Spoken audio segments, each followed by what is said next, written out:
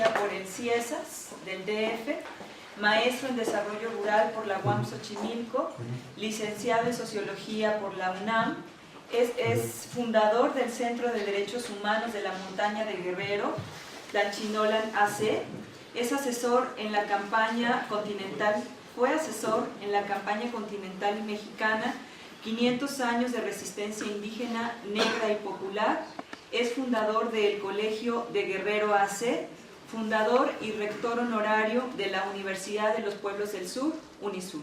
Le damos la palabra al doctor José Joaquín Flores Félix.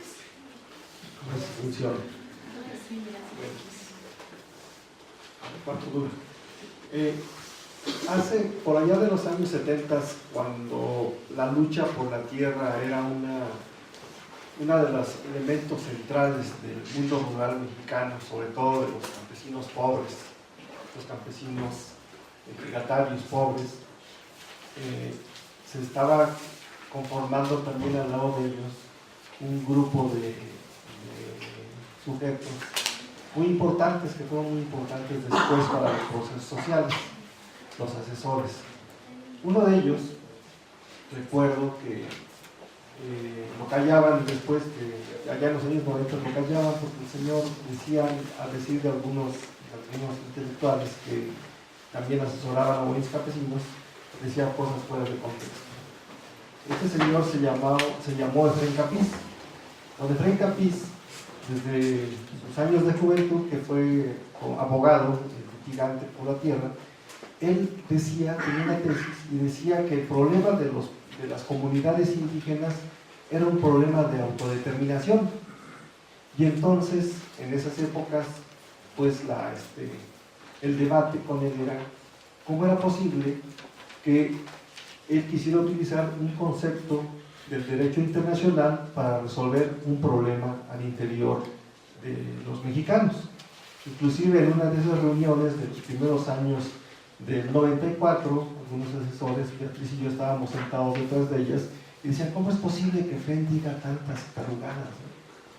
Sin embargo, a la distancia de los años, resulta que la práctica de la autonomía es el resultado de la autodeterminación de los pueblos, en términos de una redefinición del derecho que ha tenido que elaborarse a partir precisamente de la emergencia de una cantidad muy importante de sujetos, de movimientos sociales, expresados por estos sujetos, que empiezan y que han estado buscando su inserción en los márgenes, dentro de los márgenes del derecho nacional mexicano. Y entonces ya es innegable, en términos de la lucha política, deslegitimar la idea de que la autonomía es el resultado de la autodeterminación de los pueblos. Inclusive las distintas definiciones y las distintas argumentaciones apuntan hacia una definición de la autodeterminación al interior de los estados nacionales. ¿Por qué? Porque la visibilidad de una diversidad de actores y de sujetos ha también obligado a que estos mismos actores y sujetos se planteen luchas y demandas que hace años eran irreconocibles e invisibles por muchas cosas. Este primer planteamiento nos lleva entonces a visibilizar qué hacen y dónde están o dónde estaban también los pueblos indios en los años anteriores a los movimientos más importantes que se dieron durante la década de los 90 y posteriormente. Porque si bien es cierto que hay una tradición y hay un recorrido de largo alcance en el presente de los pueblos indios, también es cierto que se han dado reformulaciones muy importantes. Y esta reformulación en torno a la lucha por la autonomía tiene que ver con una situación estructural que se ha realizado no solo en México, sino a nivel mundial, que impacta a los procesos sociales que construyeron a los estados nacionales durante el siglo XX. Me refiero al desmoronamiento del estado benefactor y de sus grandes sujetos corporativos que lo sustentaban.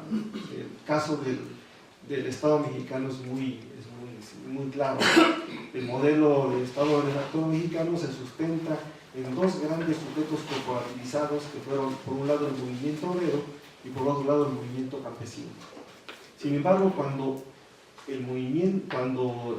la dinámica del capital empieza a generar y a buscar nuevas formas de apropiarse de la riqueza social y a convertir el mundo de los valores de uso en valores de cambio, y a comercializar y a convertir en mercancía todo lo tangible y lo intangible, como sucede en estos días, pues esos sujetos corporativos son de los primeros afectados por estos cambios en las relaciones entre Estado y sociedad.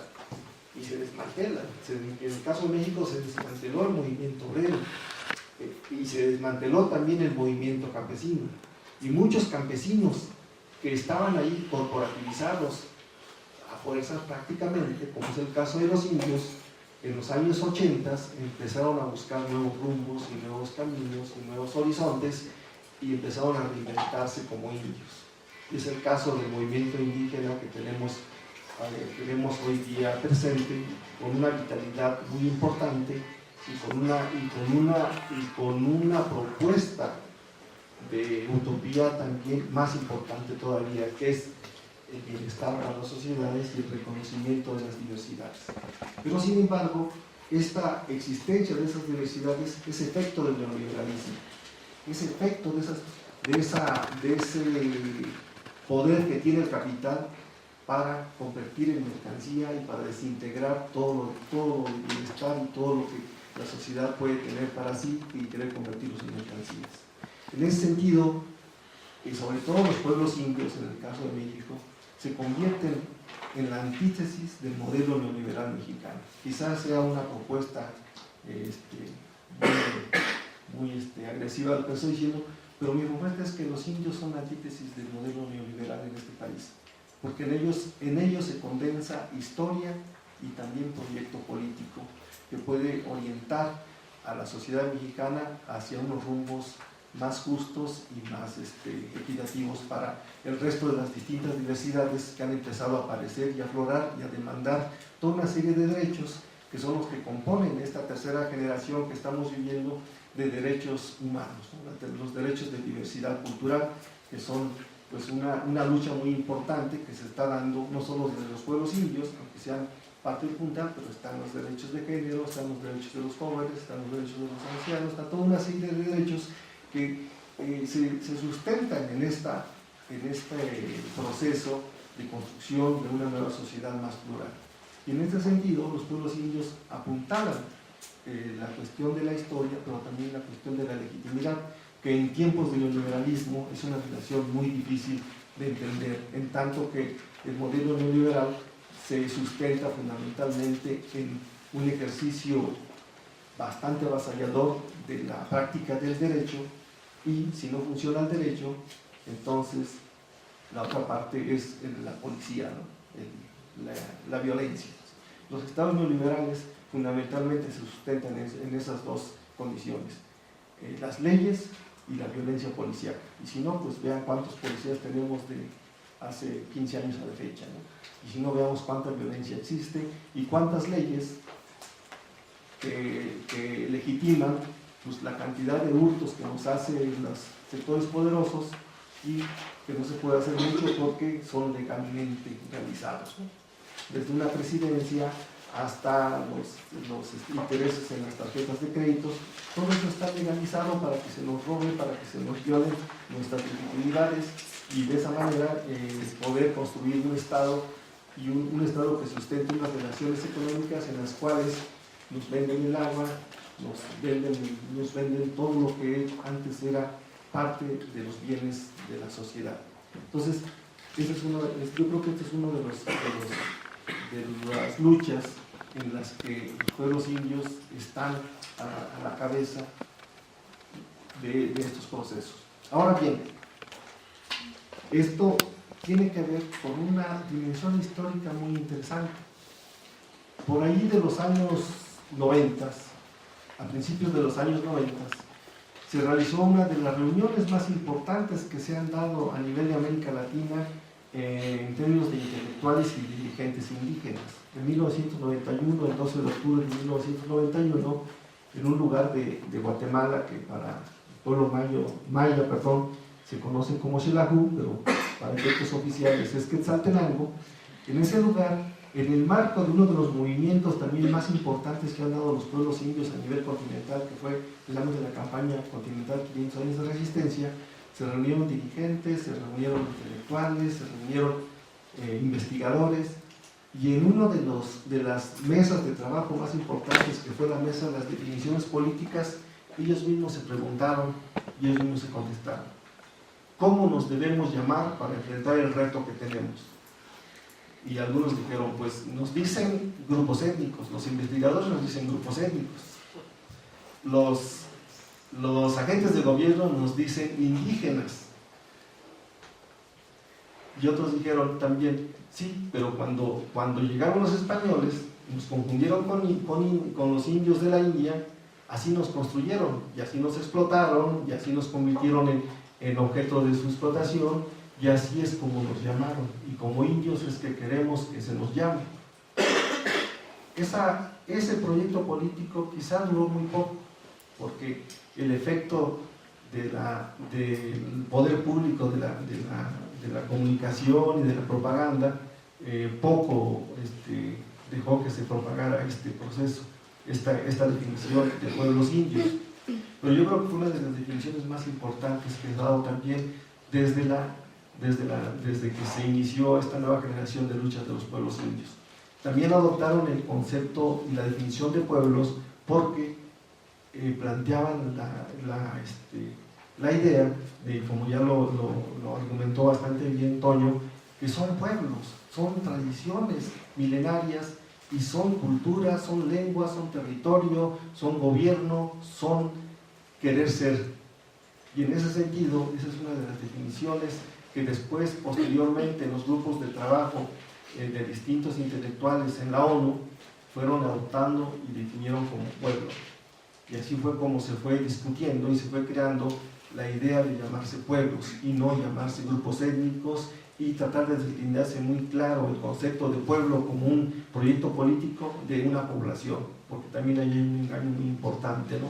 Muchas veces los conceptos se van desgastando tanto y de pronto ya no dicen nada.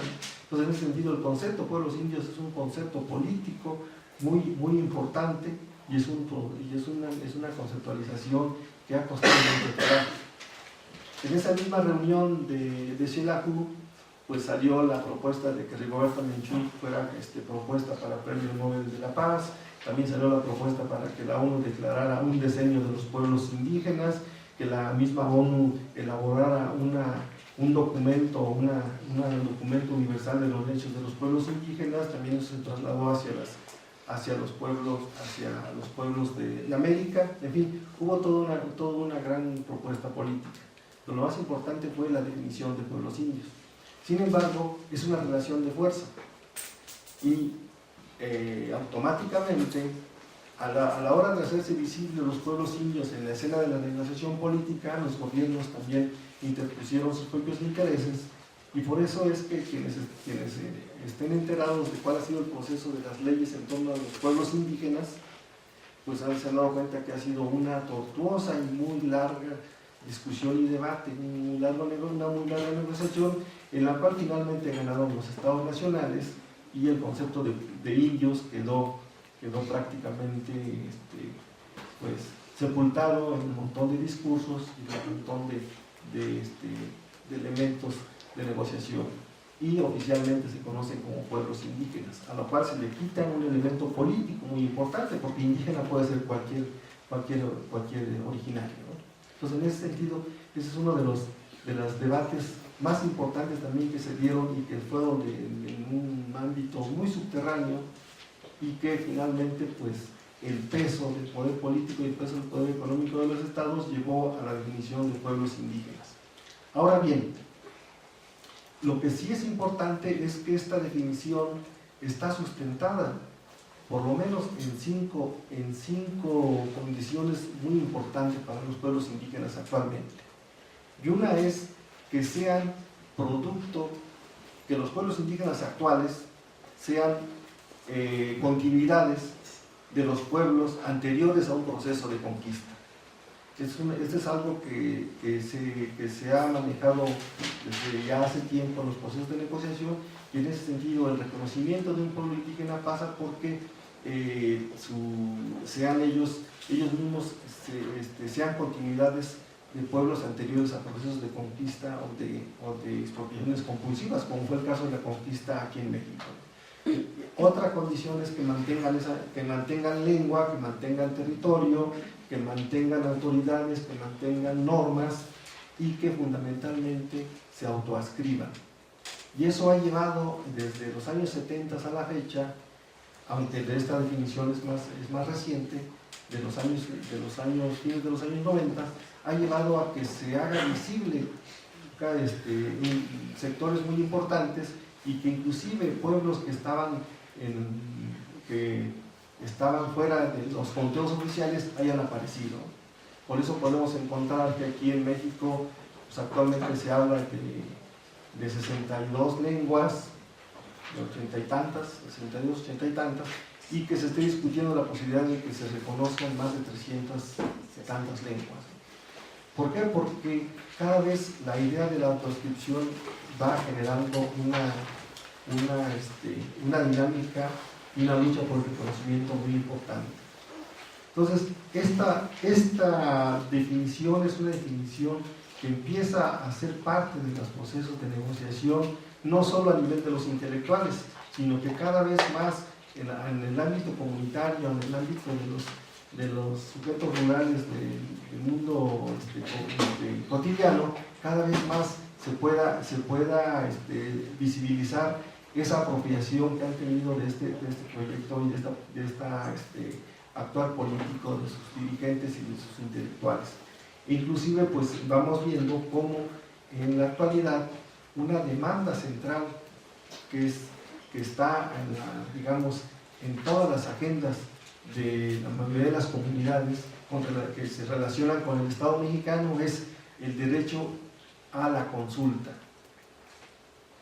Porque si bien es cierto que en las leyes mexicanas existe el derecho a la consulta, es un derecho a la consulta que está pues mediado por los intereses y lo que en las instituciones oficiales del gobierno se conoce como consulta. Por ejemplo, la CNI lo que hacía hasta hace poco era convocaba, porque todas las acciones del gobierno tienen que ser consultadas, pero esta consulta era una consulta sumamente mañosa, porque la CNI llegaba con 6 tarjetitas, que son sus 6 programas centrales, y se los daba a los asistentes y decía, a ver, llena lo que quieres de estas 6 tarjetitas.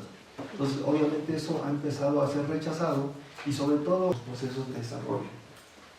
Y entonces eso se ha convertido en un problema muy fuerte para los gobernantes, porque cada vez más les cuesta trabajo a los funcionarios de gobierno llegar con sus tarjetitas y hacer como que ya consultaron.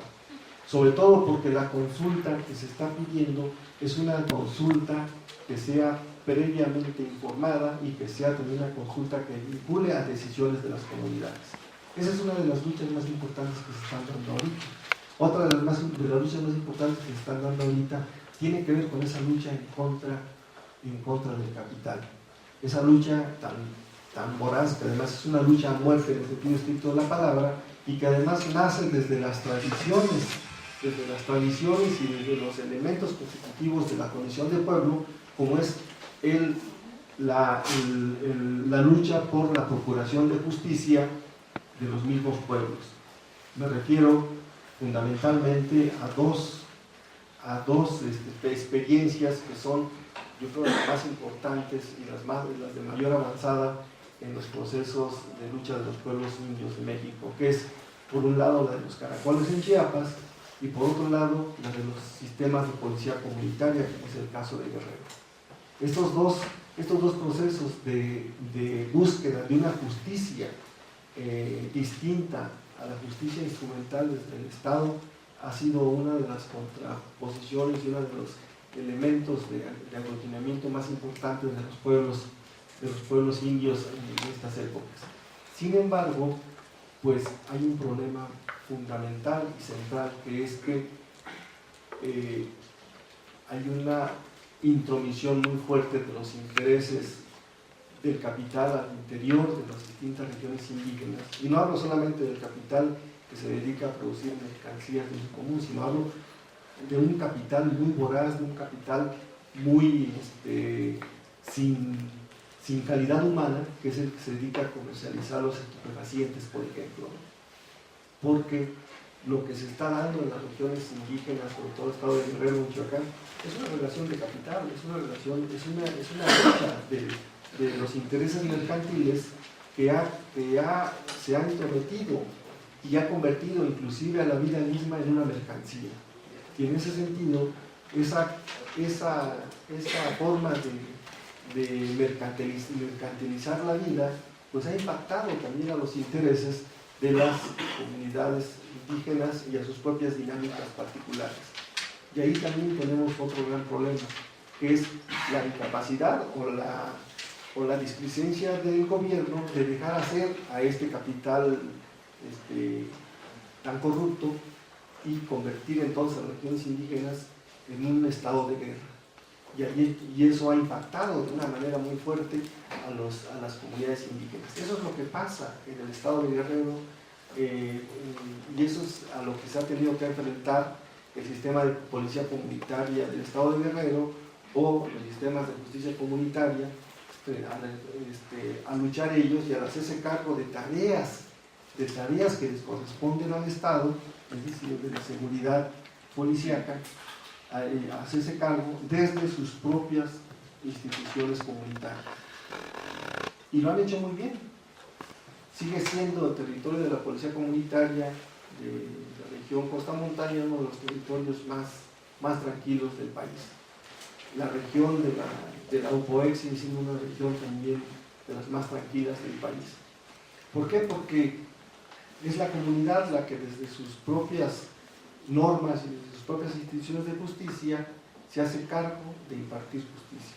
Ahora bien, este problema de la impartición de justicia tiene también una serie de vericuetos, y es que también desde el Estado han querido aprovechar estas formas de procurar justicia y reducir la procuración de justicia de los pueblos a la justicia criminal.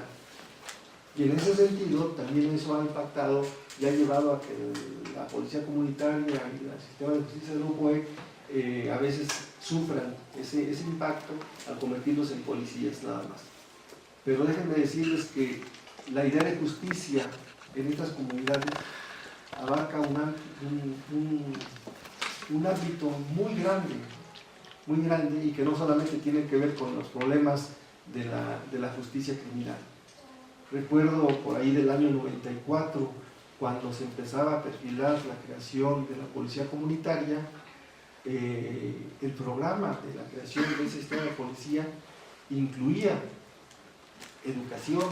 Ellos querían una universidad allí donde estaba instalada la policía comunitaria, incluía salud, querían un hospital de segundo nivel, incluía servicios como caminos y apoyos a la producción, y finalmente incluía la justicia criminal, perseguir a los criminales.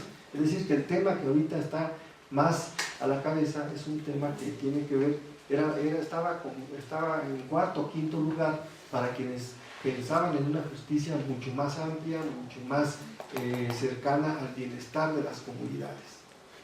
Y obviamente, pues algo que muchos de ustedes ya conocen es que la procuración de justicia criminal en cuanto a la criminalidad que se hace, tiene una visión también muy distinta, que es la de la reinserción de quien cometa la falta a la comunidad. La idea es que el problema de una falta o de un delito no es un problema individual, sino que es un problema que tiene que ver con los lazos y las estructuras comunitarias. En ese sentido, quien delinque tiene que pues más bien referirse y buscar su reinserción en la comunidad, cosa que también desde el gobierno cada vez más se ha trabajado para que este proceso no se dé. Y eso ha llevado pues a muchas crisis en ese proceso. Y creo que esto es algo que debemos de considerar, porque si estamos hablando del núcleo duro de las culturas de los pueblos originarios, tendríamos que visualizar que en torno a a ese núcleo duro, a esa tradición, a esas tradiciones y a esos conocimientos y a esas normas y a esos gobiernos, pues ir viendo cómo se van creando las relaciones que van permitiendo la supervivencia, la reinvención también de esas instituciones para enfrentar a situaciones cada vez más difíciles. Y también poder revisar y poder entender pues que también hay situaciones de debilidad. Uno de mis planteamientos es que las crisis que están viviendo, sobre todo el estado de Guerrero y otras policías comunitarias, tienen que ver también con la falta y con todavía una incapacidad de las comunidades y sus instituciones de reconocer en qué momento de las estructuras de las relaciones capitalistas y de las relaciones de poder están viviendo. De eso ¿por qué? Porque ha sido muy rápido todo este proceso. Hace 15 días platicaba con algunos dirigentes de la policía comunitaria y les decía, oye, pues yo me acuerdo cuando tú no eras indio, ¿no? Tú te fuiste convirtiendo en indio durante todo un proceso, ¿no? Lo mismo le pasó a la ZLN, ¿no? El 1 de enero del 94 no eran indios, como lo dijo Toño. Poco a poco se fueron convirtiendo al proyecto indio. Fueron reconfigurando su discurso y su proyecto político hasta ubicarse en un proyecto que tiene que ver con todas esas posibilidades de libertad y de justicia que tienen los proyectos indios y sobre todo los proyectos locales, que es algo también muy importante, ¿no? Porque la diversidad de proyectos locales es también lo que le ha dado la posibilidad a estos sujetos que sobre todo están en el mundo rural de expresar uno de estos elementos más importantes, que es lo que yo decía, de la cuestión de la justicia y sobre todo los proyectos de futuro de los pueblos. En este sentido, hay también un elemento muy importante que es los aliados que han estado presentes en los proyectos de los pueblos indios. Sin duda alguna, cuando hablamos de los pueblos indios, también no podemos dejar de hablar de una serie de instituciones y de personas que han estado presentes en la historia de los pueblos indios. Otra de las propuestas que he estado trabajando es que tanto los pueblos indios como el pueblo negro, que además es algo muy importante que debemos de reconocer, porque ha habido una noche muy larga para los negros y que apenas hace 3-4 años empezaron a decir, oiga, pues nosotros también hemos estado en la lucha y también somos producto de la colonia, somos producto de procesos de conquista, inclusive mucho más voraces que las de los indios, porque a nosotros nos desarraigaron de nuestras tierras y nos trajeron a tierras que no conocíamos, así lo han expresado algunos dirigentes negros en este momento. Pues son estos pueblos, tenemos que también reconocerlos en sus relaciones y en sus expresiones estructurales en las que se encuentran. Es decir, que cuando hablamos tanto de indios como de negros, estamos hablando de sujetos productos de la modernidad, de sujetos que precisamente por eso pueden demandar derechos y obligaciones a los estados nacionales producto de la modernidad. O sea, los indios y los negros son producto de la acumulación originaria del capital. Sobre todo los negros que fueron traídos aquí a América como mercancías. Y los indios son producto de ese proceso de explotación y de rapiña que el mismo capital tuvo que generar para poder territorializarse y convertirse en la relación de producción más importante. Pero a diferencia de los negros, los indios tuvieron un elemento muy importante que fue el papel que jugó la Iglesia Católica alrededor de ellos y la modernidad en su fase contraria a la rapiña, que es la construcción del humanismo. En este sentido, los indios son producto tanto de la acumulación originaria del capital como del humanismo. Y eso es algo muy importante, porque eso permitió la persistencia de los indios a lo largo del tiempo y el acompañamiento de actores muy importantes como la Iglesia Católica, por ejemplo, u otras instituciones que después fueron haciéndose cercanas a los indios, ¿no? Como sectores académicos, por ejemplo. Sin embargo, los negros no. Los negros desde su llegada llegaron como mercancía y como mercancía se mantuvieron durante mucho tiempo. Fue apenas después de la Revolución cuando como campesinos empezaron a tener derechos al interior del Estado mexicano. Y como campesinos se fueron incorporando y fueron creando procesos que posteriormente desembocaron en la creación de ejidos, en la creación de una serie de instituciones que de una manera u otra compartieron con los pueblos indios. Y por eso es que a los negros les fue mucho más difícil aparecer, hacerse visibles en las luchas de los subalternos. No fue sino apenas hace 30 años, o algunos años, bueno, inclusive era cosa de folclore todavía leer a Gil Beltrán, ¿no? Veteranos de que los negros tenían una serie de instituciones que muchas veces se les consideraron parte de la cultura de los indios, por ejemplo, ¿no? Pero no fue sino apenas en los años 90 cuando también en esos procesos de la campaña 500 años de resistencia, los negros también de Brasil, de Colombia, de Guatemala y de México empezaron también a buscar un reconocimiento, pero pues la fuerza no había tanta, ¿no? De una manera u otra el sujeto de atención por preferencia fue siempre el indio, ¿no? Y los centros de derechos humanos que creó la Iglesia Católica pues fundamentalmente trabajaron para los indios, ¿no?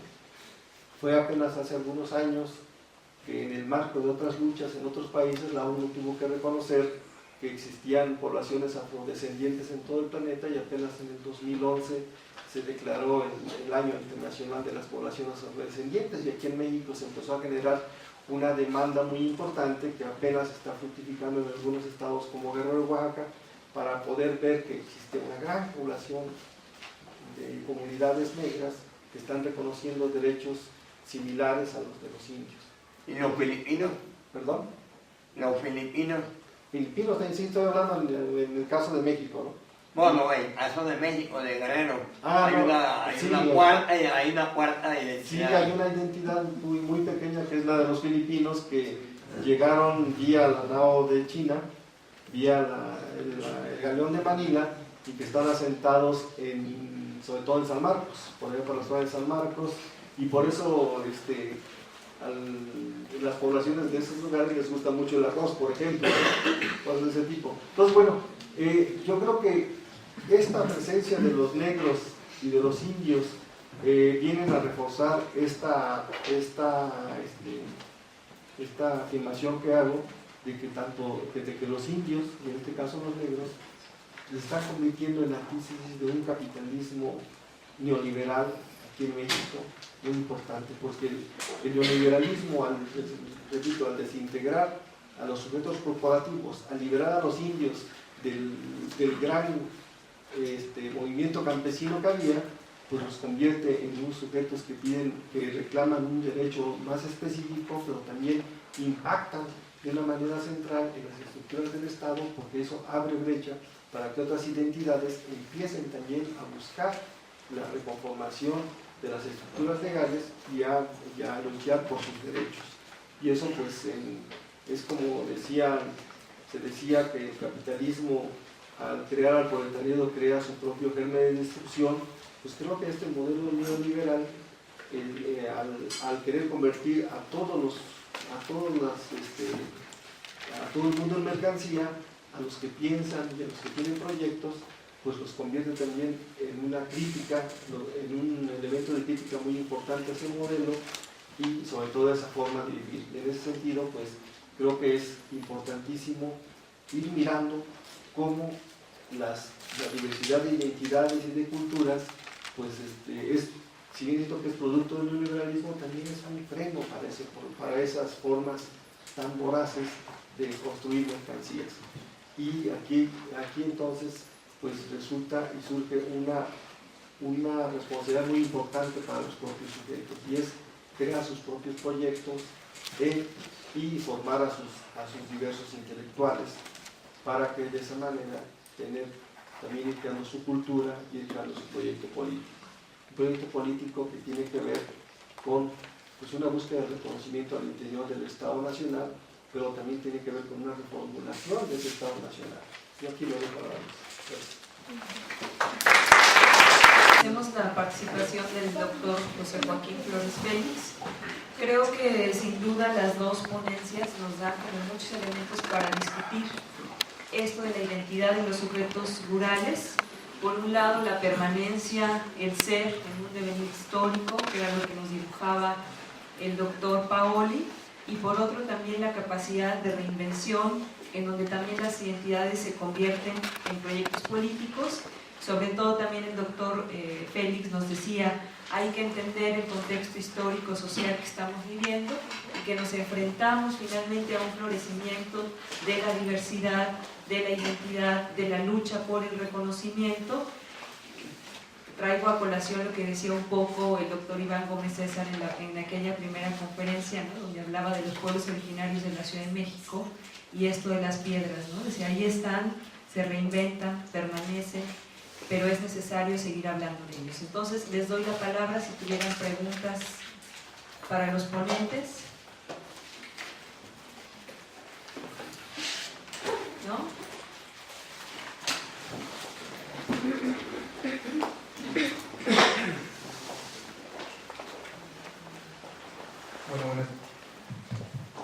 Buenas tardes. Mi nombre es Jaime Filio García. Soy originario del estado de Oaxaca, perteneciente a la cultura mazateca. La pregunta yo creo que quizás sea para los dos ponentes. Más que nada quisiera saber sobre estos conceptos, qué tanto los pueblos indígenas o los pueblos originarios han aceptado tanto esos conceptos sobre indios, indígenas. Debemos de reconocernos como indios o indígenas más que nada para proteger, para hacer valer nuestros derechos. De igual forma, la cosmovisión de las poblaciones indígenas es muy amplia. Como bien lo desarrollaban, el concepto autonomía casi se ve de manera diferente a la forma de pensar de los pueblos indígenas con la población de las zonas urbanas. Es muy diferente, ya que la cosmovisión de las poblaciones indígenas, nosotros pertenecemos a la tierra, la vemos como madre y pues la protegemos incluso hasta dar la vida. Las empresas que precisamente son externas, hubo un caso precisamente en la zona de donde yo soy, en donde sí llegamos a expulsar precisamente un proyecto del Estado, donde se iba a elaborar una empresa. Se llegó a discutir de que esta zona iba a desaparecer y todo eso. Entonces la población, pues, hubo una reacción ante este proyecto. Pero bueno, sí, vuelvo ante mi pregunta. ¿Es necesario reconocernos como indios, indígenas, para hacer valer nuestros derechos? Bueno, hemos asumido mucho lo que es el concepto indígena para precisamente entrar a esta parte sobre derechos humanos. Mi otra pregunta es...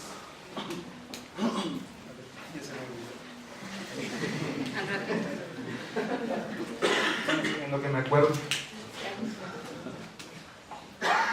Sí, buenas tardes. Bueno, sin duda es muy interesante las dos participaciones de los ponentes. Hay una serie de dudas porque hay un desconocimiento muy marcado en esta temática, sobre todo en medios de comunicación y bajo un sistema hegemónico de derecho en el que vivimos.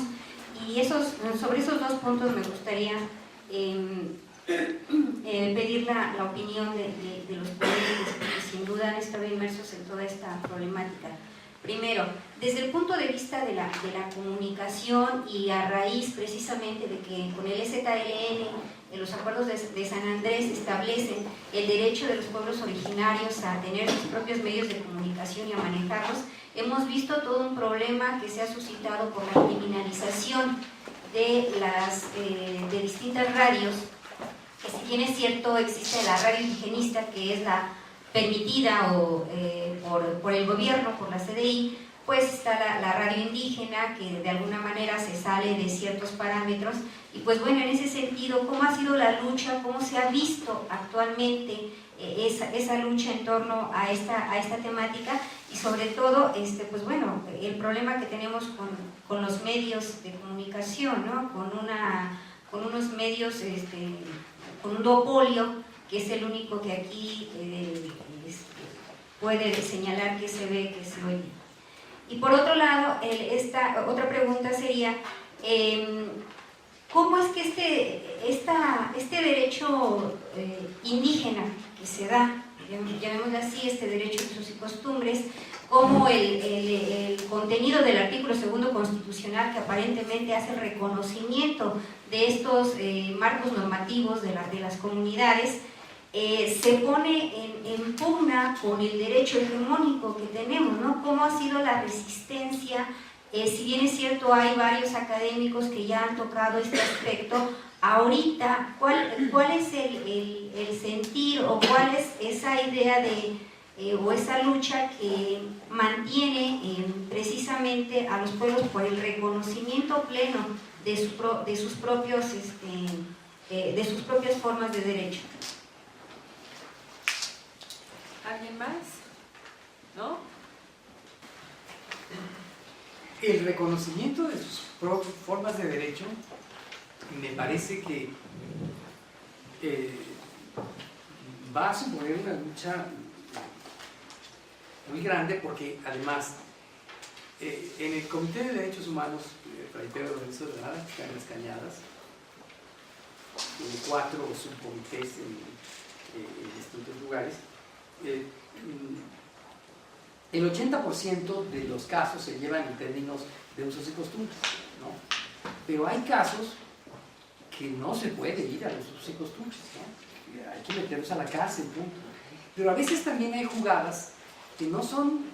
Voy a poner un caso que a lo mejor no les gusta a muchos, pero hubo en el heredero de Capiz Domínguez, ¿no? Llegó un día, él tiene pueblos indios en Chiapas, en la organización de pueblos indios. Voy a partir de este caso para hablar de esto. No es fácil negarse, es decir, 100% a los usos y costumbres. Traten de tratar a los narcos con usos y costumbres. Para nada, hay que meterlos a la cárcel. Pero eso también tiene sus problemas.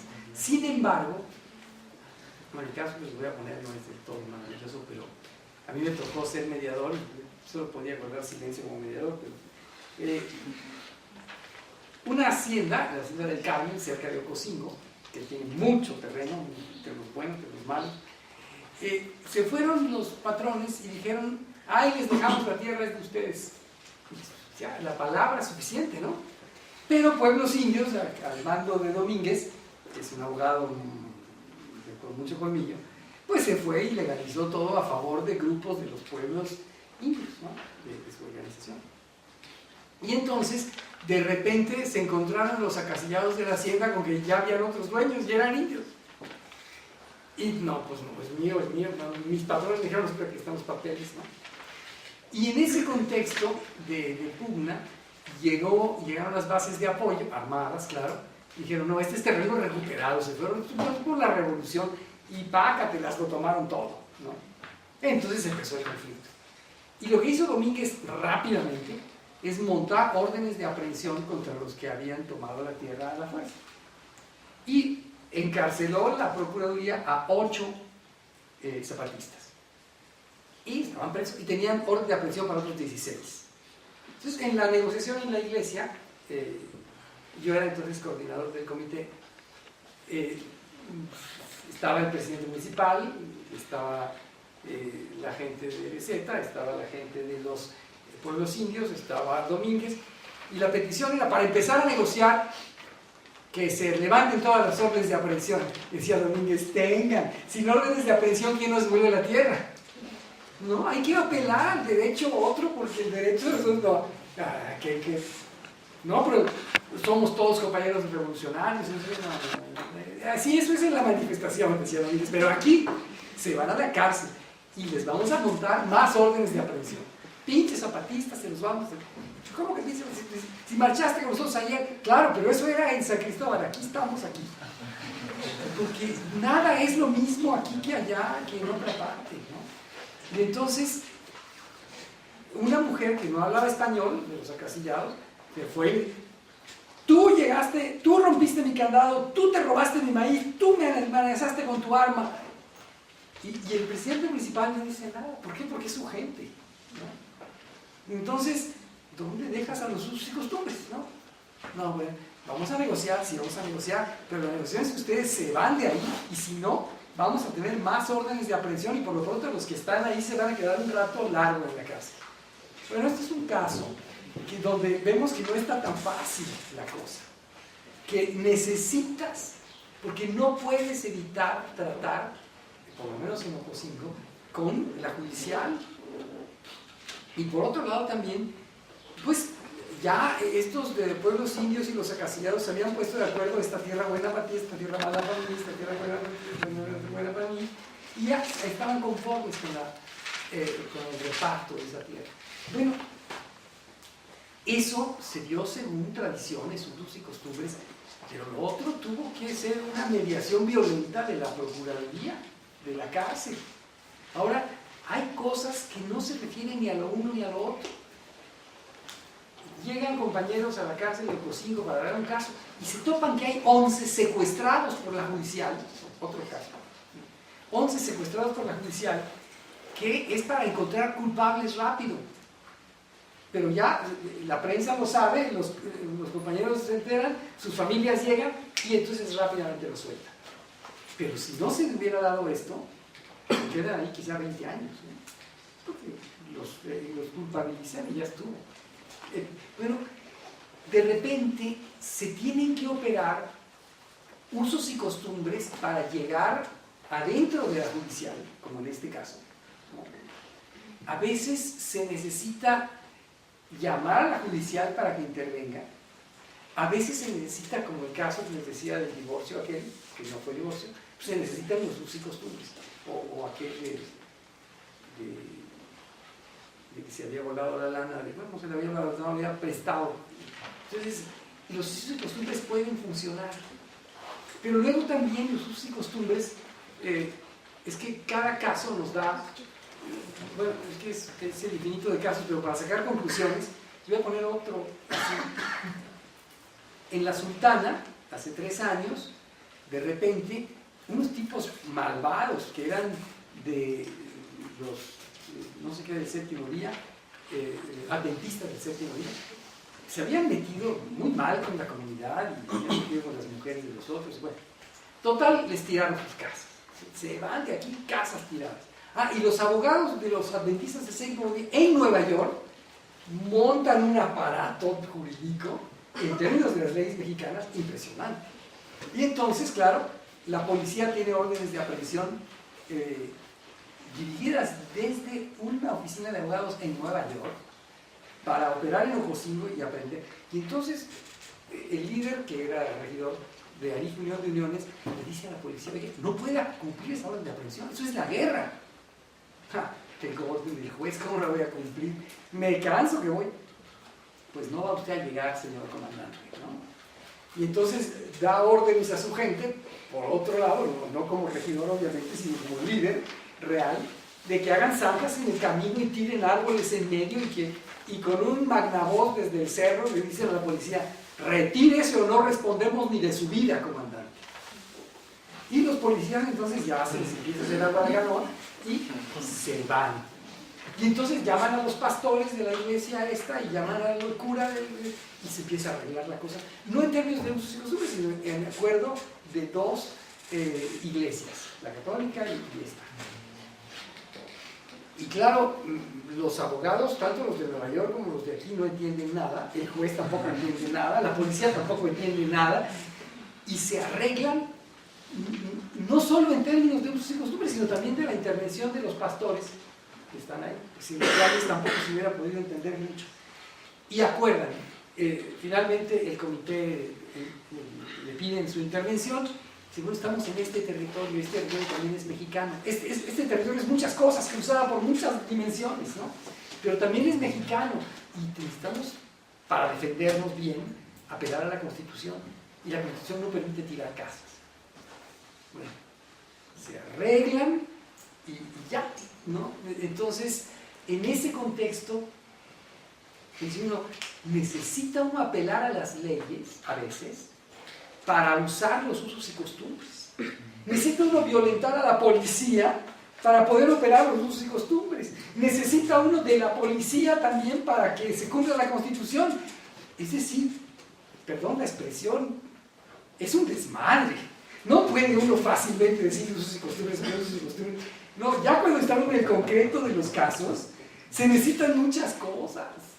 Y se necesita combinar una combinatoria de cosas que no tiene leyes. Y que o lo hace uno con esa combinatoria o no resuelve los problemas. Si este líder no hubiera mandado a su gente a que hiciera una zanja y rompiera la carretera y tirara los árboles y amenazara a la policía sin que la policía los viera, claro, con un magnavoz desde la montaña, y la policía le hubiera dado miedo, pues entonces hubiera resuelto el problema. Y era la guerra, porque ahí sí los iban a matar. Entonces, es muy difícil dar fórmulas, ¿no? Se necesitan muchas mañas siempre. Cuando las compañeras van para traducir a otra compañera frente al Ministerio Público, nuestra compañera Spash se va con su traje impecable, ni en Bellas Artes se viste la gente tan bonito, y lleva aquí adentro su celular prendido. Y le dice al Ministerio Público, ¿y tú a qué vienes? Pues yo tengo acompañar a mi compañera. Aquí hay traductores. No, pero ella confía más en mí como traductor. Pero no eres abogada, a ver, tu cédula profesional. ¿De veras quieres ver mi cédula? Saca la ley penal del estado de Chiapas y le dice, mira, aquí dice que puede ser... Pero mira, también aquí hay otra cosa que dice, que si cualquier autoridad me trata con falta de respeto o peor, con discriminación, porque le dijo pinche india, bueno, sí, pero ¿y eso qué? ¿Cómo lo vas a comprobar? Mira mi celular, está prendido. ¿Quieres oírlo? Bueno, no te pongas en ese plan. ¡Cambia! Entonces, de repente se necesita la tecnología combinada con el derecho real y con los usos y costumbres reales, porque esta compañía tiene una función en la comunidad como miembro del comité para ir allá. Son las tres: tecnología, Ministerio Público.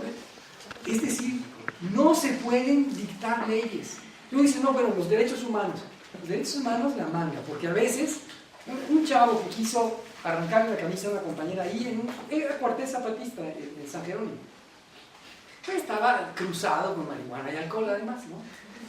Entonces, no, compañeros, me apelo al regreso al corazón, asúntese el como forma de juicio. Mi madre, para ti eso no cuenta. Te vamos a amarrar. Te vamos a amarrar a un árbol y ahí te vas a quedar toda la noche. Y ahí se muere, ¿no? O sea, ahí se muere. Si de veras es cierto, pero todos saben que su mamita va a ir con su cobijita, con su sopita caliente, y ahí no se mete.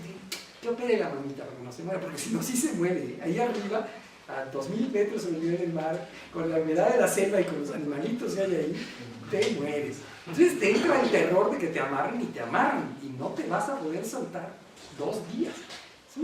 Claro, es una friega, aunque tu mamita vaya, porque amarrado estás amarrado, ¿no? Entonces se salva el tipo, ya sabe que no se va a morir, pero la va a pasar muy mal. Esto es contra los derechos humanos, contra la Declaración Universal de los Derechos Humanos. ¿Pero qué hace la comunidad? Dice, como los derechos humanos no nos dan permiso de amarrar, entonces tampoco, no se puede. Se necesita una combinatoria múltiple y la imaginación creativa para ejercer el derecho ahí es fundamental. Y no se puede dar ninguna resolución. Claro, hay ciertas políticas, ¿no? El respeto, pero a veces es la mano dura, como en este caso, ¿no? Entonces, yo creo que es muy difícil hablar de si se sigue lo uno o si se sigue lo otro, porque si se siguen solo los usos y costumbres, estamos muy desprotegidos para muchas cosas. Y si se siguen solo los procesos judiciales, está uno de la cachetada con su gente. Y si se sigue, hay que inventar cada vez algo nuevo. Es un derecho multitudinario, tan múltiple como la multiculturalidad que lo habita. Bueno, espero que estos casos hayan ilustrado un poco, pero les podemos poner más.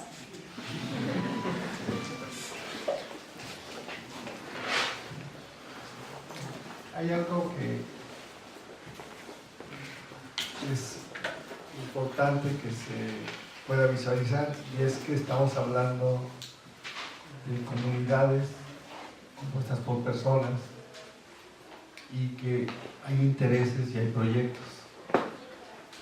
Entonces, yo creo que algo que ha sido muy importante es la forma tan rápida como se han posicionado desde sus comunidades y cómo han ido construyendo el proyecto político.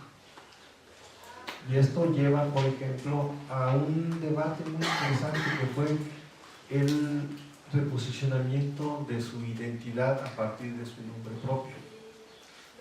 Cuando esto empezó, había otomís, había mazatecos, había mixtecos, había coras, había huicholes,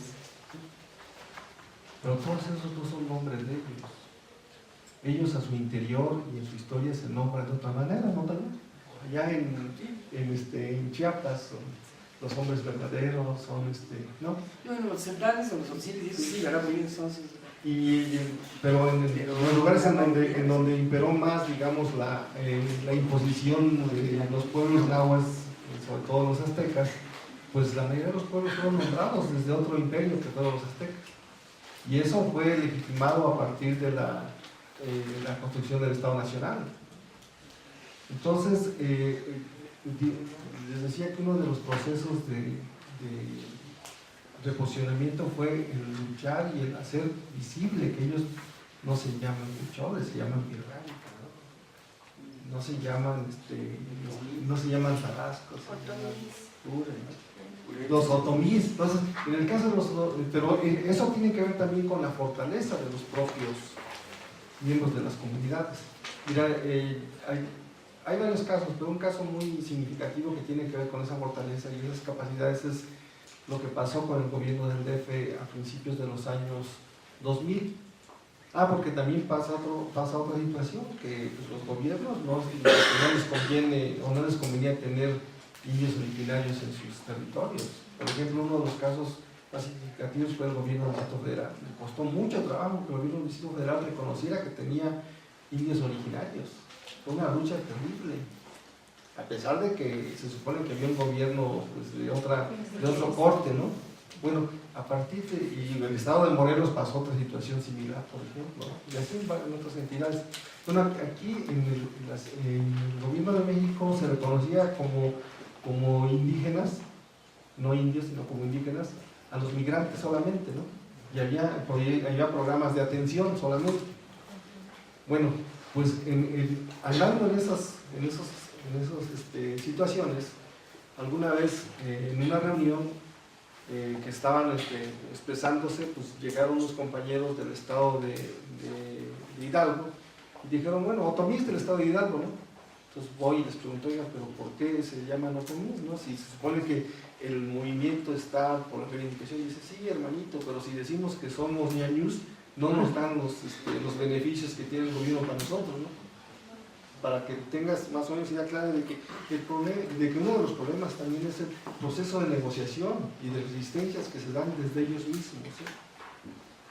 Entonces, hay lugares en los que efectivamente, por ejemplo, toda la zona de Chiapas, Oaxaca, hay una fortaleza muy importante, pero en otros lugares hay debilidades muy fuertes y entonces estratégicamente se llaman como desde el poder los llaman, porque de esa manera pierden sus beneficios desde el Estado. Por ejemplo, en la región de la montaña del estado de Guerrero, como es una de las regiones más visibles con situaciones de pobreza desde los indicadores oficiales, entonces hay mucho dinero para la parte de la montaña, ¿no?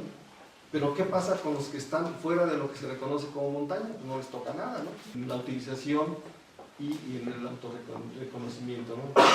Y eso tiene también que ver con lo que está pasando con la cuestión de los derechos. Digo, uno oye hablar a dirigentes muy importantes de fama internacional y ellos hablan de nosotros los indígenas. Y ellos estuvieron en esa reunión de Xelajú del 91 que les digo, ¿no? ¿Por qué? Porque saben que ya existe un proceso de negociación. Y eso tiene que ver entonces con esas digamos, lucha de trincheras, ¿no? de los distintos proyectos. Y así, por ejemplo, pues el problema central de la cuestión del derecho es que desde las instituciones del Estado, la idea es seguir tratando a las comunidades y a los pueblos indios como menores de edad, como sujetos de atención. Y ese es el elemento central. Por eso los llaman indígenas, no los llaman indios. ¿Por qué? Porque lo que desde arriba se plantea es seguir mirándolos como incapaces de dirigir, de pensar, de proponer. Es decir, incapaces de realizar su propia autonomía. Entonces, el problema central de las leyes es que se les define como sujetos de atención y no como sujetos de derecho. Porque si fueran sujetos de derecho, entonces ellos tendrían derecho a intervenir en las decisiones del gobierno, a intervenir en los presupuestos, a intervenir en la planeación y a decidir sobre todo eso. Y eso pues cuesta trabajo desde el poder de dejar que alguien que no se considera capaz lo haga. Pues ahí está el problema central. Y hay muchas situaciones y muchas anécdotas que nos llevan a visualizar esas dos definiciones, ¿no? Por ejemplo, en el 2000, en el marco de un programa muy importante de la Iglesia Católica, el sistema de policía comunitaria del Estado de Guerrero decidió amnistiar a toda la gente que tenían encarcelados. Pero eso había sido una decisión desde el Vaticano. No lo conozco mucho eso, pero ellos hablaban del jubileo del Papa, ¿no? Entonces, en el marco de esa acción del Vaticano, el sistema de policía comunitaria decidió amnistiar a sus presos. Y para eso hizo un gran evento en el cual pues, fue el secretario de gobierno del Estado de Guerrero, fue el jefe de policía, fue y todo el aparato policíaco del Estado de Guerrero. Y cuando el sacerdote, asesor y fundador de la policía comunitaria explicó los motivos de esa amnistía, los señores del gobierno del Estado parecían que habían visto al diablo, ¿no? Salieron corriendo, ¿no? Porque estaban legitimando una acción de otro Estado que es el Vaticano, ¿no? Entonces imagínate este tipo de situaciones tan complicadas para los gobernantes, ¿no? Y la policía comunitaria estaba aplicando sus propias formas de justicia. Y yo estaba muy convencido de que era una acción humana amnistiar a sus presos. Entonces, hay todo un ámbito de discusión que está construyéndose todavía, ¿no? Y tiene que ver, pues, con una cosa que decían también al principio de ese proceso, que hay usos y costumbres buenas y usos y costumbres malas, decían, ¿te acuerdas? Y entonces hablaban de varias cosas que van en contra de la calidad y la condición humana. Creo que es el punto de partida. Si van en contra de la condición y la calidad humana, pues son malos, ¿no? Y eso en ninguna sociedad, ni ninguna religión, ni ningún Estado debe permitir. Nada más. ¿Alguna pregunta más? ¿No? Bueno, entonces preguntaré yo en lo que se anima. Bueno, el seminario lo pensamos un poco para tratar de entender los sujetos rurales hoy, cuáles son los retos y las perspectivas de análisis, ¿no? que podríamos ir como dibujando para comprender este tipo de subjetividades.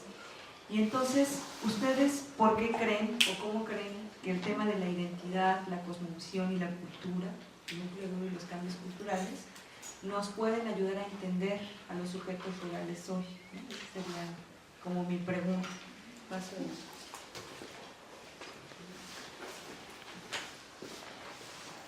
Buenas tardes. Soy Margarita Reyes.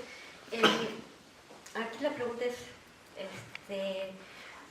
dos preguntas. Una es, refiriéndonos al STLN en Chiapas, hace referencia de que ellos han disminuido su acción en Chiapas. La pregunta es por qué razón se menciona eso. Se han achicado. Se han achicado, pues, ¿no? Y en relación a qué es ese achicamiento, o por qué es ese achicamiento, cuando hace poco ellos manifestaron todavía una grandeza, pues, ¿no? Al manifestarse en silencio y decir, aquí estamos todavía, ¿no? No hemos desaparecido. Y mostrar todas sus fuerzas que tenían. La otra es también en relación a qué entenderíamos por identidad en este sentido también, pues, ¿no? Porque, bueno, desde mi punto de vista, a lo mejor, erróneo, ¿no? Las palabras usos y costumbres se han corrompido, ¿no? Porque ya en todo momento estamos hablando, es que hay que apelar a los usos y costumbres de las comunidades, ¿no? Cuando ustedes hacen mismo referencias, bueno, pero desde el Estado esos usos y costumbres no son válidos, ¿no? Hay toda una cuestión aquí, usamos usos y costumbres según la conveniencia, pues, ¿no? Y sí, me parece. Y la otra es que, bueno, finalmente hay mucha cuestión aquí que hay que ver en relación a la cuestión de los sujetos, todo lo que hay dentro de una comunidad, pues, ¿no? Las relaciones que hay dentro de estas comunidades, todo lo que abarca, ¿no? Mencionaba aquí en Chiapas que, bueno, están los caciques, ¿no? Están los... Pero no dijo por qué. ¿Y el más va a hacer una pregunta? Oh.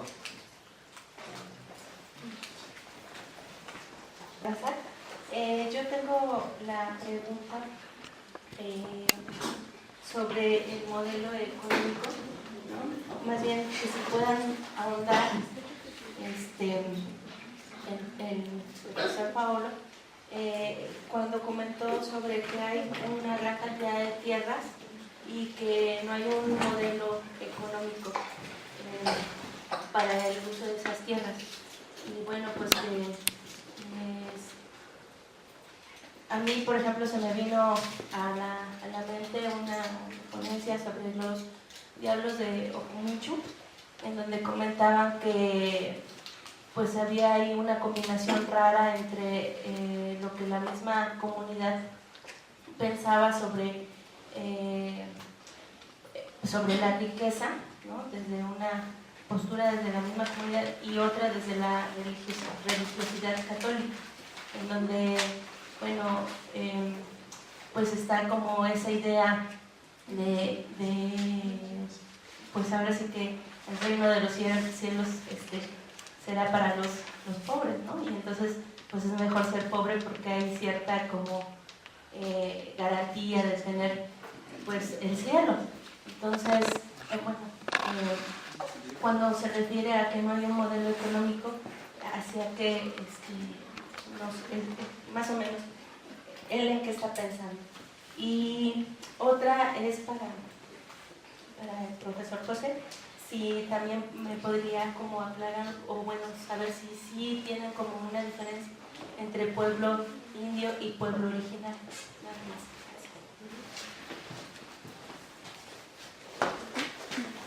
Sánchez, de Trabajo Social de la UNAM, y bueno, me gustaría hacer como algunas preguntas sobre, por ejemplo, qué diferencia hay entre la estructura de la policía comunitaria y la Organización Popular del Estado de Guerrero, y bueno, y también qué problemáticas se dan a partir de que el gobierno empieza como a entrar en el proceso organizativo de la policía comunitaria en esta región de la montaña, y donde tiene como influencia cuando se empieza como a institucionalizar el asunto, ¿no?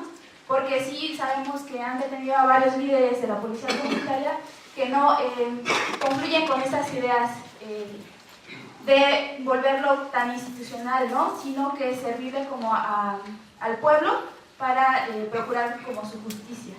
Y bueno, y también qué factores influyeron en el debilitamiento del STLN, y solamente son esas preguntas. Mientras llega Tony. ahora sí se fueron más porque también faltó platicar sobre una de las preguntas anteriores, que es la de la comunicación. Tanto pueblos y comunidades vivos y que no están aislados de ningún proceso de la vida actual, pues los sistemas de comunicación forman parte también de una necesidad y un uso de las comunidades. Y ha sido también parte de los elementos de negociación de la cultura y de la identidad. Por suerte se han generado bloques muy importantes y uno de esos es, por ejemplo, los grupos de radios comunitarias. Inclusive el debate que hay sobre las radios comunitarias, las radios culturales, las radios indigentes, es un debate que camina por su propia ruta y que sin duda pues, va dando definiciones interesantes, pero sobre todo va dando posibilidades a las comunidades para que ellos mismos puedan fortalecer desde ahí elementos de identidad, elementos de cultura y sobre todo negociar con las demás comunidades esa identidad construida desde lo local y construida desde su historia. Creo que es algo de lo que también Natalia Angélica preguntaba sobre cuál es qué papel juega la identidad. La identidad para mí es un proceso relacional en el cual pues, es los que la expresan, pues la expresan para negociar su lugar frente a los demás, frente a otros que también están expresando identidades, culturas distintas. Aquí lo interesante es que pues, están atravesados por relaciones de poder, por intereses que complican esa negociación y que entonces hacen más bien, se construyen en procesos de imposición, de aculturación de unos pueblos sobre otros o de una cultura sobre otra. Pero pues yo creo que la identidad es un elemento importante de las construcciones subjetivas de las personas que les permite posicionarse frente a los demás. En este sentido, pues la negociación que se hace entre pueblos indios y pueblos originarios también es un uso estratégico en el marco de la política. Eso es lo que comentaba un poco de los otomís o ñañús que negociaban frente al Estado, frente al gobierno federal, ¿no? Entonces, yo creo que una de las definiciones más importantes que se han podido construir es la de pueblos indios. Pues tuvo que negociar con la definición de pueblos indígenas, pues eso demuestra también fortalezas y debilidades, ¿no? Y que inclusive estratégicamente para involucrar a otros actores se utiliza también el concepto de pueblos originarios, y eso es algo que tiene que ver mucho también con negociaciones entre los propios actores. Por ejemplo, mira, en el caso de la construcción de la Universidad de los Pueblos del Sur, originalmente fue un proceso elaborado a partir de dirigentes indígenas, dirigentes indios y de intelectuales, profesores, una serie de personalidades de los pueblos indios. Conforme fue madurando el proyecto, se incluyeron, llegaron las comunidades afro, y entonces nos metieron en un conflicto, porque entonces ya no podía ser una universidad de los pueblos indios, y entonces tuvimos que empezar a discutir con ellos, y ellos mismos llegaron al justo medio de decir, bueno, somos pueblos originarios, los afro también somos originarios de este territorio del sur, y el concepto originario se sobrepuso al concepto de pueblos indios para poder así incluir otras identidades. La idea de la autodeterminación tiene que ver con las capacidades que tienen las colectividades para actuar al interior de los estados, bueno, para actuar frente a otras colectividades. Es una construcción política que nos sirve para identificar esa relación de acción de una colectividad cultural, principalmente en términos de culturas, de lenguas, de pueblos, de historias, de gobierno, es decir, la idea del pueblo. Por eso es que es muy importante la definición que se da en estos días de que la autonomía es la práctica de la autodeterminación, es la capacidad de decidir el propio rumbo de la colectividad, ¿no? Y esa capacidad, pues, la autonomía, eso significa que están en un rumbo al interior de un pacto de distintos pueblos o colectividades, como se está definiendo actualmente, ¿no? Entonces, por eso es muy importante para quienes están expresando como proyecto político el término de la autonomía, definirlo como también un concepto de política relacional desde sus propios pueblos, pero al interior, en el caso de los pueblos indígenas, al interior del Estado Nacional Mexicano. Porque hay que recordar que durante mucho tiempo la idea del Estado Nacional estaba también aparejada a la idea de la identidad. Entonces, a un Estado Nacional correspondía a un pueblo, ¿no? Durante mucho tiempo, pues, todos éramos mexicanos, ¿no? No había otra definición, pero conforme también se fueron visualizando las diferencias de ser mexicano, las exclusiones que desde la cultura y desde las instituciones de procuración de justicia y de derechos se expresaban, pues fue dándose más claramente la posibilidad de reconocer y hacer fuerza entre distintos sujetos con las mismas características para convertirse en pueblos, ¿no? Y para expresarse como pueblos. Y entonces el concepto de autonomía de autodeterminación fue adoptado para poder negociar en términos de derecho las prácticas y el estar dentro del Estado Nacional Mexicano. Y bueno, ahora lo que pasa es que pues, cada vez es más importante ver cómo la definición de autonomía pues, se va convirtiendo en muchas autonomías que empiezan a hacer visible también pues el desquebrajamiento de proyectos y de políticas públicas en términos macro, ¿no? y que hay que entonces llegar y empezar a redefinir las políticas públicas o incidir para la redefinición de las políticas públicas para que desde los ámbitos locales y desde las propias perspectivas de los distintos miembros de la nación se pueda construir un Estado de otra manera, un Estado en el cual la diversidad y lo local sea el punto de partida para generar una unidad y una identidad diferente si es que se quiere seguir viviendo dentro de los marcos de un Estado nacional, como es el caso del Estado Nacional Mexicano, que es algo muy interesante, ¿no? En otras partes del mundo los Estados nacionales se estallaron y se desintegraron, que fue el proceso de localización, ¿no? En otras partes pudieron negociar las autonomías y se construyeron estados con una convivencia de distintos pueblos, como el caso español, ¿no?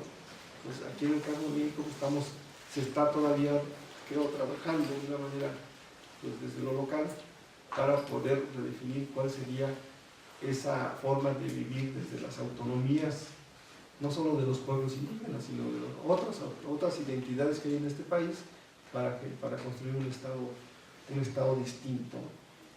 No sé lo que se ve.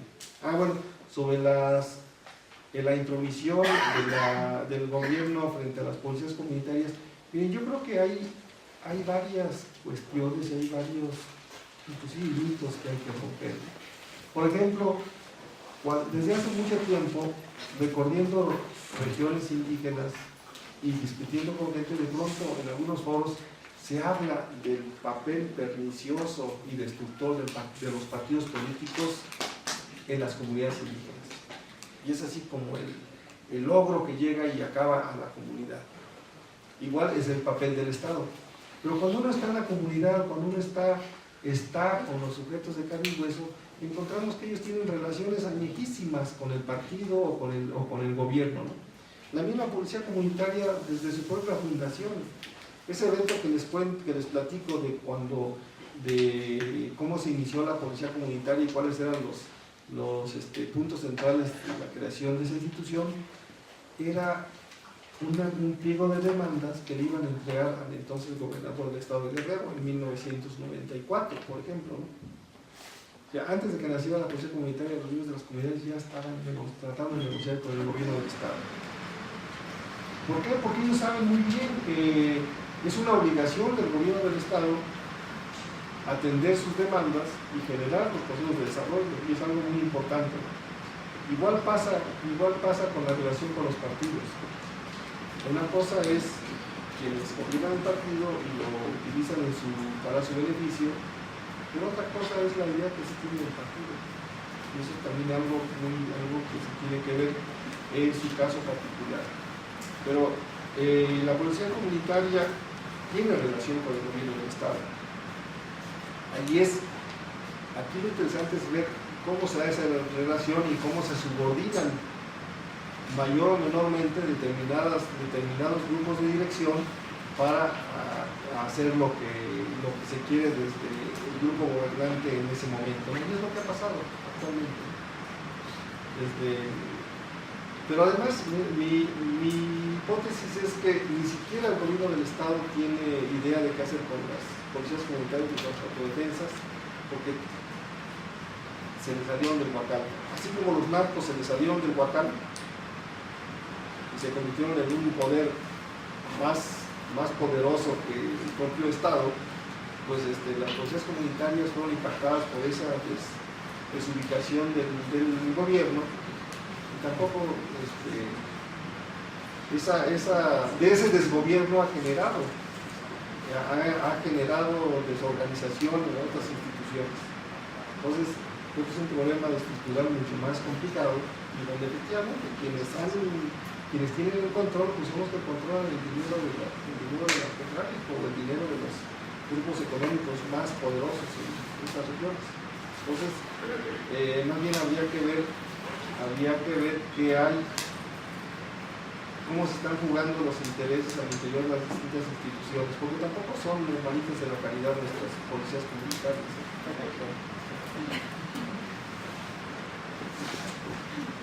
Me parece, hay muchos comentarios en relación a los sujetos rurales.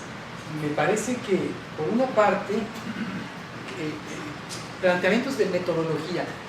Desde el punto de vista lingüístico es muy bueno juntar todos los nosotros y todos los nuestros, ¿no? Y esto ya nos va a dar una serie de cuadros bien interesantes, ¿no? Por otra parte, pues hay historias comunes, hay expresiones como esta que decía el maestro aquí, o estas expresiones de autonomía, que obviamente son conceptos que no se pueden compartir, no porque no se quieran compartir, pero culturalmente no se pueden compartir fuera. Entonces yo creo que hay que hacer un acopio de estos, de todos los que nombran autoridades, de todos los que nombran diversos tipos de comunidad y que reflejan afectos añejos que incluso no se rompen. A mí me ha tocado patrones de identidad donde uno, bueno, perdón, les voy a poner más ejemplos, pero una vez llegué a Taniperla y quería yo ir a ver a un compañero, Tomás, que fue del EZ antes del estallamiento del 94, fue uno de los fundadores, de los que habían organizado la región, pero al salir de la cárcel, pues le tocó vivir entre puros priistas, se tuvo que convertir al priismo, no había de otro. Si yo quería irlo a visitar, el otro extremo de Taniperla, yo tenía mi amparo aquí, y dije, voy por donde está el ejército, no, voy por donde está el ejército, están custodiando el mural, que ustedes pueden ver una reproducción ahí en el piso central. Y creo que ya estaba pintado ya. No, vete por donde están los paramilitares. No, ¿cómo que los paramilitares no respetan los amparos, ¿no? No, sí, pero tú vas a llevar un ángel. Vas a tomar una niña de 6 años, y no la sueltes de la manita, pero con ella de la manita los paramilitares no te hacen nada. Bueno, había que creer, agarro a mi angelito de la mano, nos vamos caminando, cruzamos, veo las caras de pistola de los paramilitares, pero nada, ni siquiera me insultaron, ¿no? Yo fui con mi angelito, te tomas una coca con Tomás y te regresas, porque la niña no aguanta mucho. Ya lo saludé, sí, hermano, dice, yo que soy fundador del EZ, Antes de que llegara Marcos ya estábamos organizándonos aquí, ya, y ahora ya me ves de pinche priista. Pero no tengo más remedio. Pues sí, así es la vida, ¿no? Entonces ya volvemos, ya nadie me tocó. El salvoconducto era más eficiente que el amparo de los jueces, ¿no? Con el ejército. O sea que la cultura, la identidad, tiene pesos específicos, inclusive dentro del mundo criminal de los paramilitares, ¿no? Había que ver la excelente relación que había en Cerro Hueco entre los presos del EZ y los paramilitares chinchulines, ¿no? Ese que está tosiendo, aquí tengo un tecito, aquí se lo mando. Era otra realidad. La realidad de los periódicos no es la misma de la vida, ¿no? Pero bueno, hay identidades muy profundas y luego hay necesidades compartidas que integran, pero sobre todo fórmulas que no puede usar un Castlán, un ladino, y que entre ellos usan. Pero bueno, esto es contestar muy rápido. Pero por otro lado, el achicamiento. Hay muchas razones. Yo nada más le voy a dar a usted unas 10 o 15 razones, pero seguramente podemos poner muchas más que estas 15. Por ejemplo, migración. Esto achica porque la pobreza es la pobreza. Pero luego la invitación de las iglesias a que se separen del demonio, ¿no? Que dejen las armas, que sean gente de paz, pues eso también cuenta. Luego, las compras del gobierno. Si el gobierno compra y paga muy bien. Y luego ofrece cosas que si las aceptan son inmediatamente expulsados del EZ. Bueno, algunos, otros no, otros sí aceptan y no son expulsados porque la cosa no es tampoco pareja. No estamos hablando de ángeles cuando hablamos de los zapatistas, por favor. Y son gente armada que muchas veces abusa. No voy a hablar de muchos abusos, pero sí puedo hablar de algunos. Y son abusos fuertes. Porque la gente armada contra gente no armada, oigan, ¿ustedes creen que de veras que son ángeles? Porque los símbolos que ponen ahí en muchos lugares son de que son ángeles, pero a mí me ha tocado verlos no tan angélicos. Luego, las amenazas directas, pues esas también cuentan. El ejército amenaza y amenaza feo. Y lo peor, cumple amenazas también, que no salen en los periódicos, ¿no? Lo de menos es que lo metan en la cárcel. El ejército es el ejército. Bueno, esto es otra razón para irse del EZ, sobre todo cuando no ve un horizontes ahí adentro tampoco tan fuertes. Luego, las estructuras verticales. Luego los mandos. A mí me ha tocado ver cosas como en San Juan Pacayal, que le digan, no, picote. Y entonces, pues, gente que estaba, educadoras celtales que querían hacer su trabajo, pues no aceptan a los comandantes en ese sentido, y finalmente hay contradicciones muy fuertes. Bueno, ese es, luego, por ejemplo, no decía abusos del poder. Esto de no recibir nada del gobierno, ya lo dije, pero luego las pautas de que hay conflictos de liderazgos también. Y unos liderazgos estaban puestos por las viejas estructuras de Kiptikta Lekuptecel, de la que hablé antes, y otros estaban puestos por la iglesia, y otros estaban puestos por una iglesia. Por ejemplo, Tacho es, no sé, es presbiteriano, pero es de alguna iglesia cristiana distinta, y de repente hay conflictos también de tipo religioso, interreligioso entre ellos. Los conflictos interreligiosos no solo se dan fuera del EZ, también se dan dentro del EZ. Luego, reivindicaciones esperadas. Uno de repente quiere la luz eléctrica y se lo prohíbe el EZ porque esa tiene que venir del gobierno. No hay modo de que el EZ la dé, o por lo menos no se ha desarrollado esa tecnología como para que el EZ la ponga. Entonces, de repente, pues se recibe la luz y son expulsados. Eso es realísimo, y puedo mencionar algunas comunidades, sobre todo Jerusalén, que le tocó hace poquito. Luego, la dificultad de la lucha no está tan fácil. Ubiquémonos arriba de las montañas de las cañadas, no abajo, donde está el río, donde hay pesca, no, ahí arribita, donde hay poca agua. Y hay que mantenerse en una disciplina militar muy fuerte.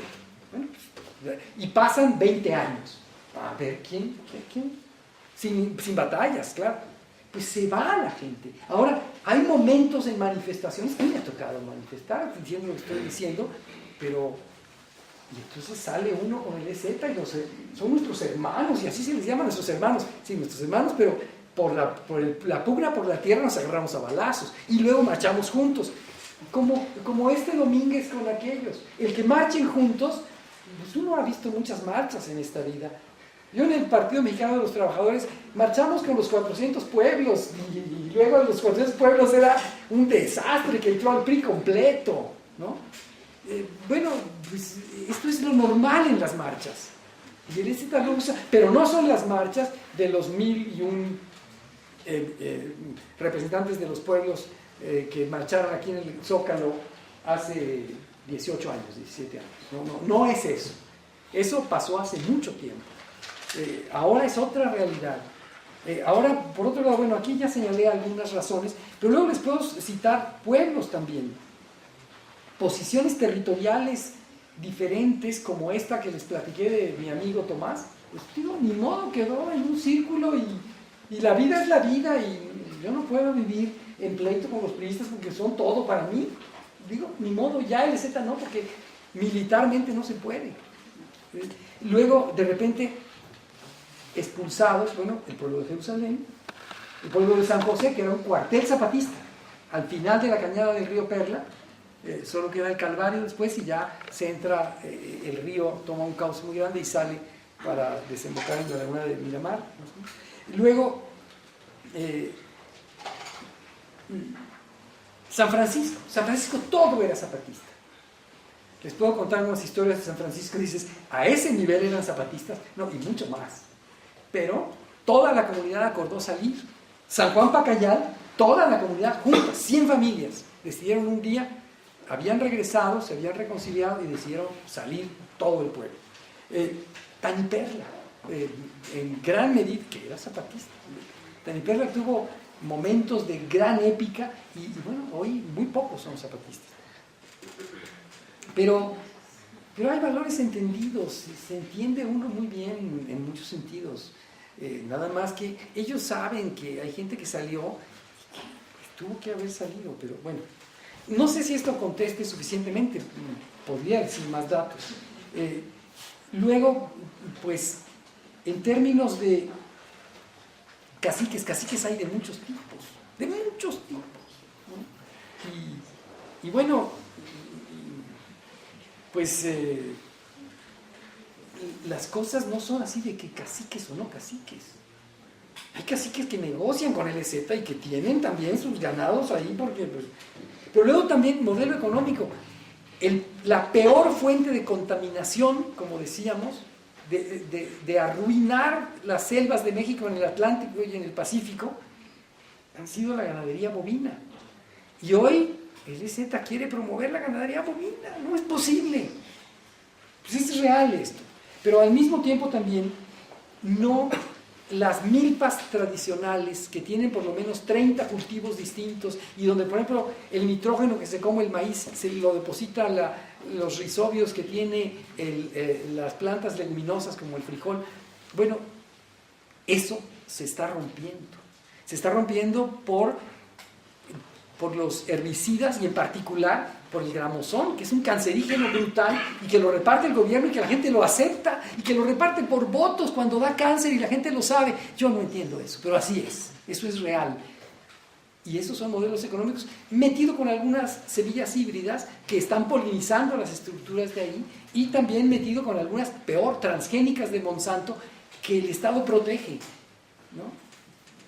Bueno, los empleados de Monsanto ahí por Ciscao y por las lagunas de Montebello, pues prácticamente van a una sociedad secreta y no le dicen a nadie ni a sus familias qué hacen ahí adentro, porque al parecer están muy bien estimulados por la empresa para no decirlo, y es condición de posibilidad y es lavado de cerebro interno, y sigue operando Monsanto con todas las denuncias que hay del mundo, y esto está empobreciendo los modelos económicos de la agricultura tradicional. Ya, por ejemplo, todo el aparato del saquilita, de los hongos, no es posible ya comer los hongos de la milpa, porque pues, con estos gramosones y estas cosas de Bayer, por cierto, pues no se puede, ¿no? Entonces, los modelos económicos no han progresado. No se ha resembrado adecuadamente tampoco los bosques quemados, ¿no?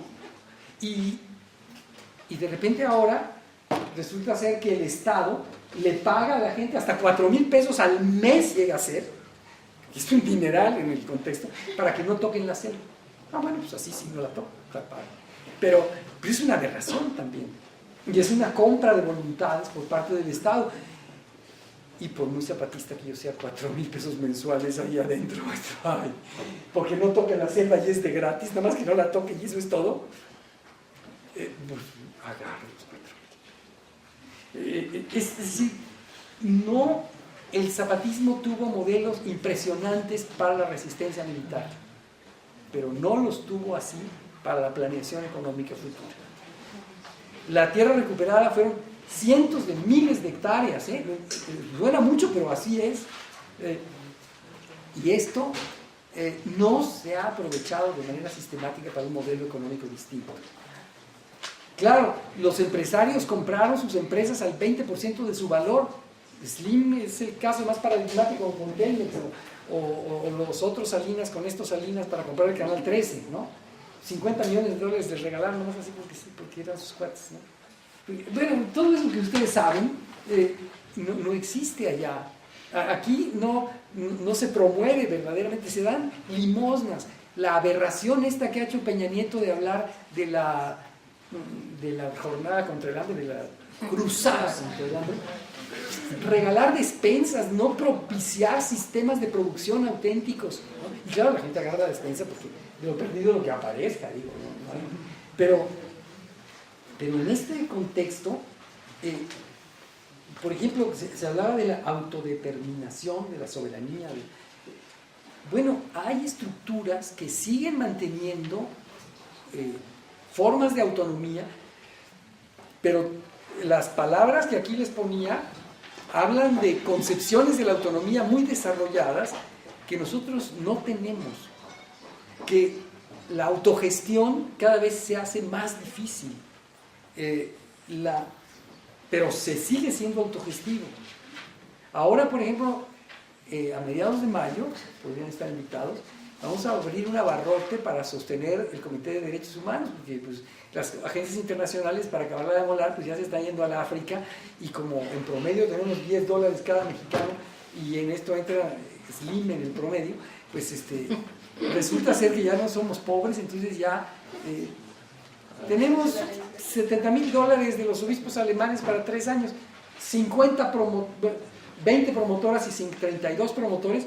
A ver, $500,000 al año no es nada para el aparato que tenemos montado en las cañadas. Entonces un abarrote, pues ahí que nos va a permitir, y luego vamos a ir con todas las ONGs a decirles, si quieren comprar sus abarrotes con nosotros, hacemos una tiendita, se los venimos a vender aquí a San Cristóbal. Digo, empezar a mover las estructuras que realmente pueden funcionar dentro de las cooperaciones reales, ¿no? Pero, bueno, yo sé que decir, bueno, esto que se cristalizó como un símbolo perfecto de la dignidad campesina, pues, soy un reaccionario que lo ataca, pero bueno, pues no lo ataco, también marcho con ellos, pero la vida es más compleja que esa figura externa que se transmite así nomás, ¿no? Bueno. Agradecemos a los dos ponentes, les pido un aplauso para los dos.